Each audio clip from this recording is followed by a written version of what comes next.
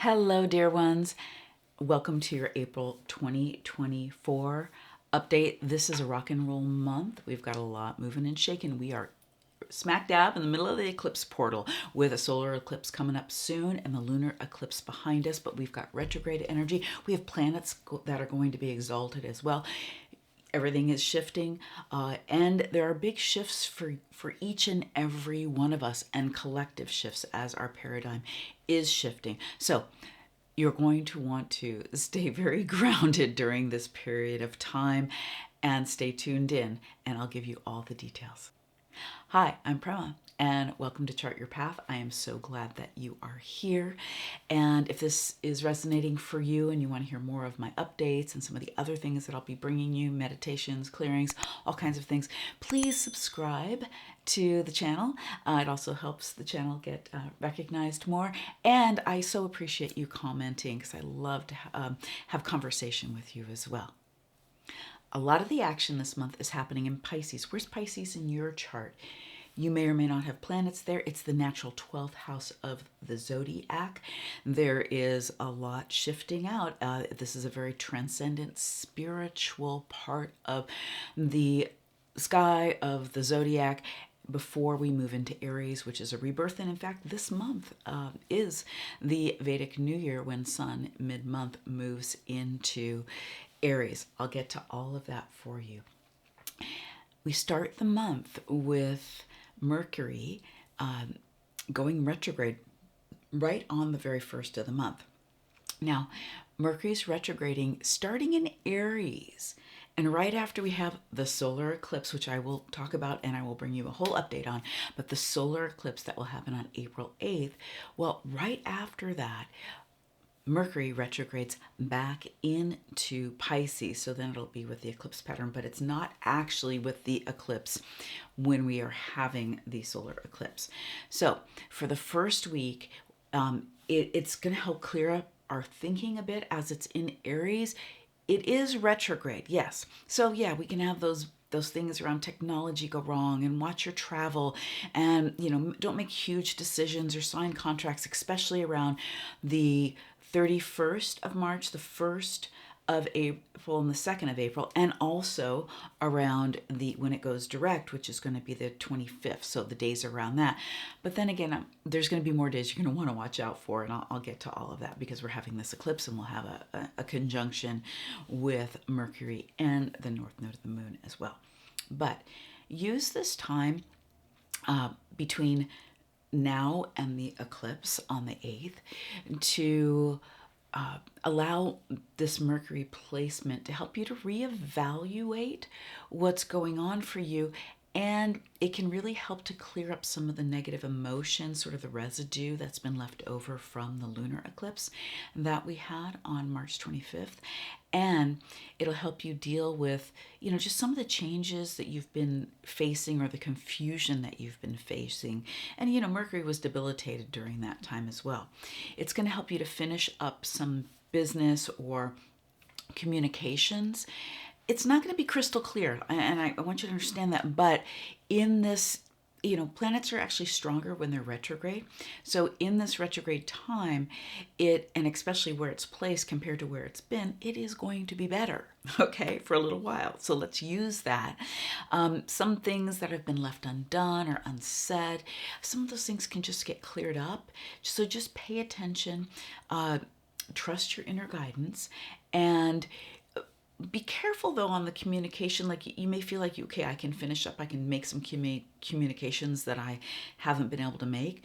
Well, but also Mercury can be pretty heated up. So Mercury is our great messenger. It is our great communicator and the great merchant, because it does rule the business quarter and rule finances. So in Aries, it can be a little bit hot, so make sure you breathe before you speak, okay? Take a moment with that, because it can be a little reactive, a little impulsive there as well. And Mercury will retrograde back into Pisces on the 9th. And then we're going to want to slip back into what I was saying last month. Lean into your intuition. You cannot use your logic. Mercury is not logical in Pisces. Mercury is creative thinking. It's out of the box. It's innovative. It is very tuned in this placement in Pisces, which is a very spiritual, transcendent placement, to the archetype of the messenger. And if you have the messenger in your Sacred Wealth Code, it very well may be placed in Pisces or in your 12th house. This is where, you know, you're going to tune in your meditation and your journaling to the messages that are coming in from beyond. So if you have problems that you need solutions to, you need to really tune in for that. I'm a big believer of living from the inside out. I teach business from the inside out, finding our purpose from the inside out, and that is very much the energy of this placement. So tune in order to let the creative solutions come up for you once Mercury transitions back into Pisces on the 9th, and then it'll be there for for the rest of the month. And we are going to want to watch out for April 25th and maybe the days just right before and right after that, because Mercury is going to have a conjunction with the North Node of the Moon. So when we get this kind of conjunction with the North Node of the Moon, and several of the planets have been, because they are transitioning in Pisces through that part of the chart, it can create some reality-based paranoia. It can really distort your perceptions. So no big choices about things around April 25th.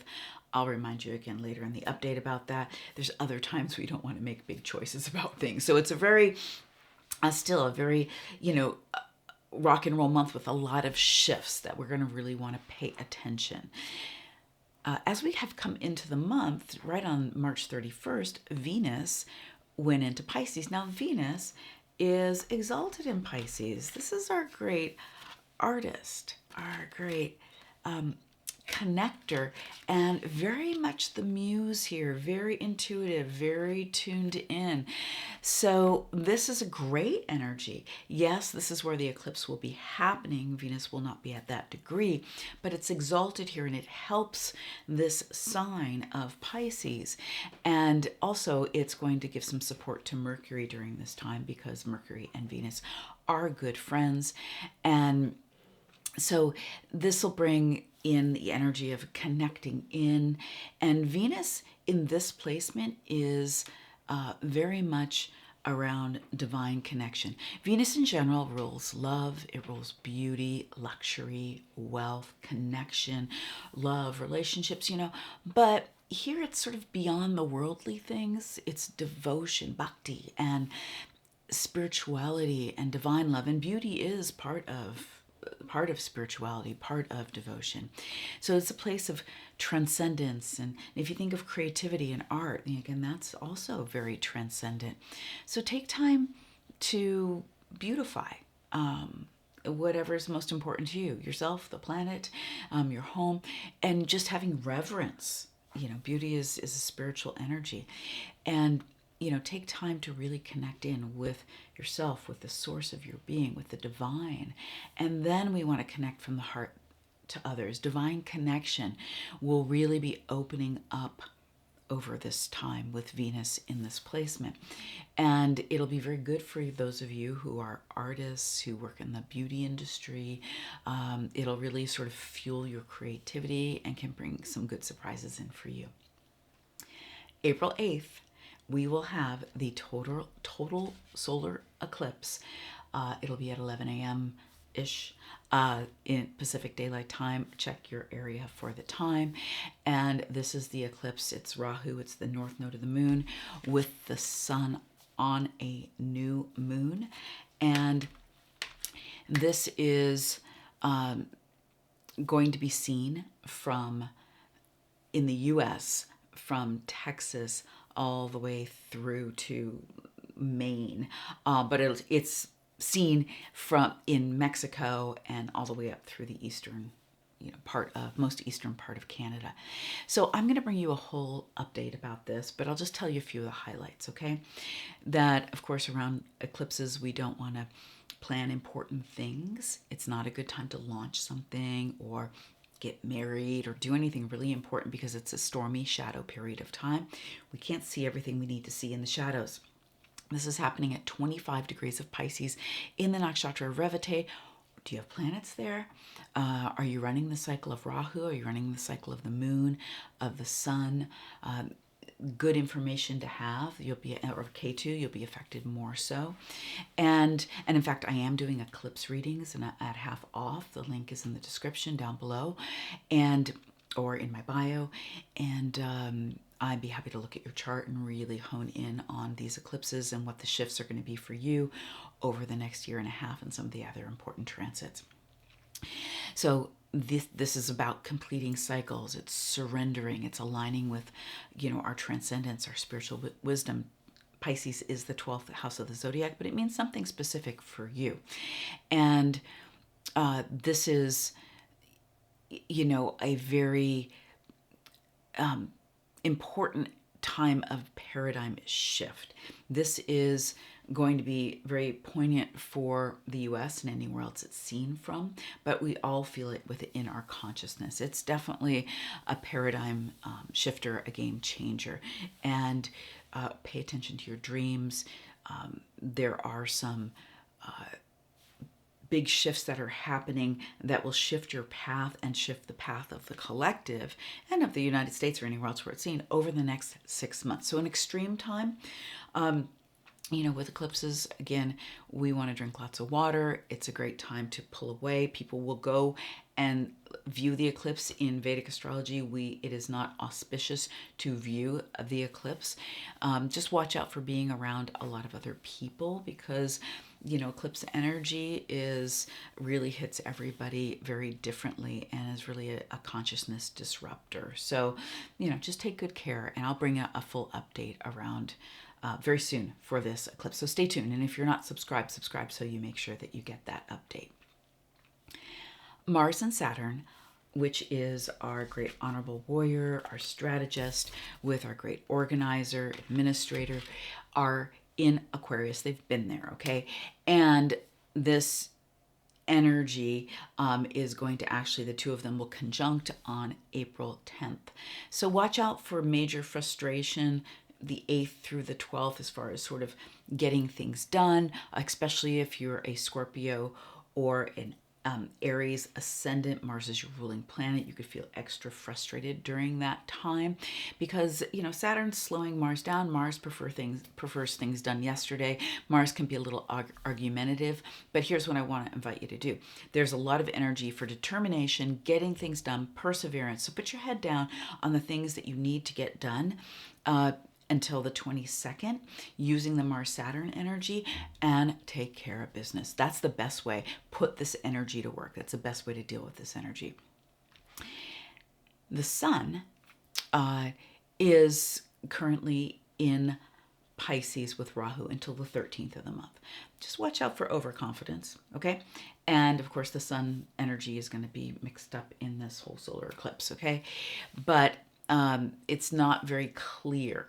The solar energy, the leadership, the energy of the king, the queen, the leadership energy, not very clear. We'll see that, collectively as well with leaders. So it is a time to lean into your intuition, as we've been talking about, navigating and leading from the inside out, not having, not making big decisions until the 13th. And also, be careful of the programming that you get hooked into. What are you listening to? What are you watching? There's a lot of delusional energy around at this eclipse time. So be careful, protect yourself by making sure that you're aligned, you're clear, and you're tuning in with you're tuning in with source instead of with all the, the potentially misinformation that could be coming your way. On April 13th, the sun will move into Aries. This is where the king, the leader, exalted, in Aries, great transit. We're going to, this is the beginning of the Vedic New Year when the sun goes into Aries. And we're going to feel that birthing new energy, that spring energy really activate here.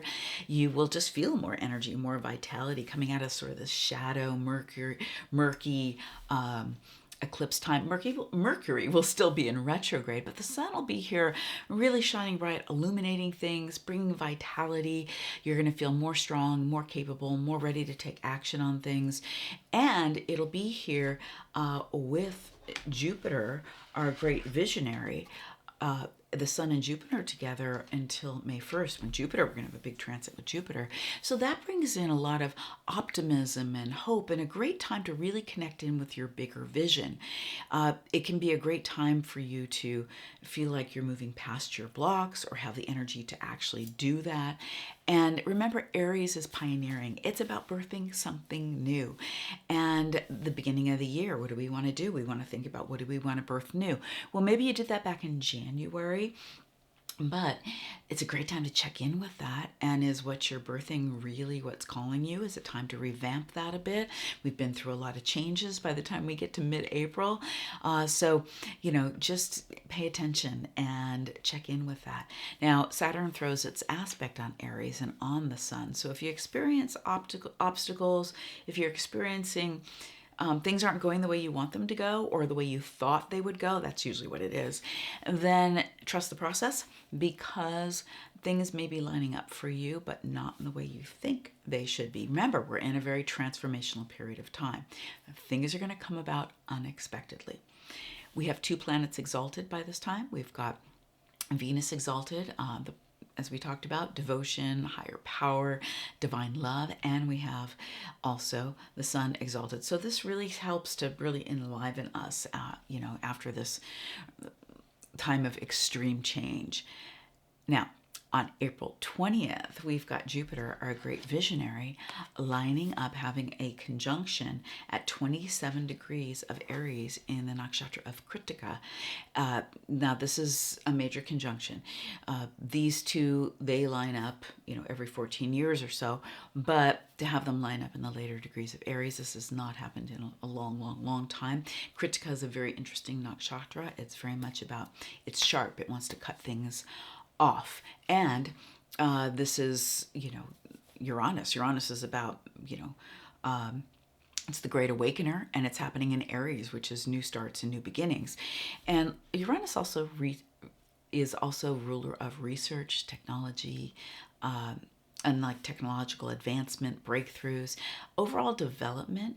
It really celebrates our originality, our individuality, and it's very much forward-looking and progressive, and really sort of honors novelty and ingenuity. The negative expression of Uranus is rebellion against order and irresponsibility. So, it is that sort of rebellion type energy, and that's also why we call it the Great Awakener. Things happen very unexpectedly. It symbolizes revolution, and that, big change tends to awaken us, like it or not. The nature of Uranus is to break through the old beliefs. So it's really a breakdown, breakthrough as far as structures, beliefs, and that makes it a very revolutionary planet. In Vedic astrology, we look at these outer planets when they're aligned with the planets of light, the inner planets. The outer planets don't have any light, and that's why we don't give them as much value. So this is going to bring in new advancements. This rules AI, new healing technologies. And Jupiter magnifies this energy, because Jupiter magnifies and expands anything that it is with. It also brings some grace to it too, which is a beautiful thing. So it'll be interesting to see what are the unexpected shifts and changes that this spurs off. It's a paradigm shift. And again, it won't come without breakthrough. So we have we have to break down to break through. And this won't happen overnight, but it is a huge part of the shift that we are in. So pay attention. Notice if you have anything happening at near 27 degrees. Do you have any planets? Do you have an ascendant, moon, sun, whatever, of Aries or Libra? You will be affected even more so by this. And again, that's something we can look at in a personal reading for you. April 23rd, we have a full moon in Libra at 10 degrees in the nakshatra of Swati. I will bring you another update just for this. Venus at this time will be in Gandanta. That's significant because Venus rules Libra. And so the ruling planet is in that very sort of untying karmic knots, sort of drowning sort of placement of Gandanta in between, fire and water and fire in that Pisces, Aries axis there. So it will be aspected by Jupiter and Mars, and relationship stuff is going to be up. I will be doing a relationship clearing, healing, shifting in my full moon healing circle, which I do every month on the full moon. The link is in my bio or down below in the description for that. I invite you to come. It's a very transformational time always. But things during this full moon can come up from the past. It could be a natural sort of resolution to something, or an ending, or a new beginning. And, it is, again, about releasing karmic patterns. And that's things from the past that keep playing out. But those things are up for resolution with this full moon. So, again, I'll be doing an update about that. And it's a powerful full moon. April 22nd, Mars moves into Pisces, and it'll be there until into May. And we'll talk about this a little bit more next month, but keep in mind the Honorable Warrior is, I'm looking for my Honorable Warrior, there he is. The Honorable Warrior, which is what Mars is in Pisces, is very much called to be the honorable warrior, which means it takes its direction from the divine. It is devout to spiritual practice, that spiritual discipline, so that that honorable warrior in us is, taking that direction from the inside. After Mars is in Pisces, then it moves into the natural first house, which is Aries, which it owns. And from there, it's going to really want to take action, but it needs to get aligned first in Pisces. Venus moves into Aries on the 24th. So it's just kind of whizzed right through Pisces, and it'll be in Aries until May 19th.